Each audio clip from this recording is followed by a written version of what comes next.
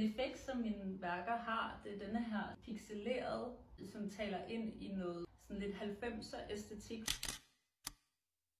De her, som er med i udstillingen, er blomster, jeg har fundet på IKEAs hjemmeside. Det er deres kunstige blomster. Dem har jeg valgt, fordi jeg er meget fascineret af det her kunstige element. Det medie, jeg så også arbejder i, er jo også et kunstigt medie i den forstand, at det er unaturligt. Denne her sådan kombination er interessant, fordi at det her organiske motiv på en eller anden måde bliver ekstra kunstigt.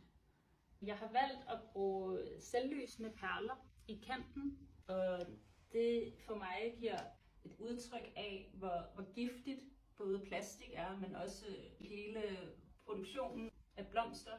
Det er behov for at have en eksotisk blomst i sit hjem, som jeg synes er meget interessant.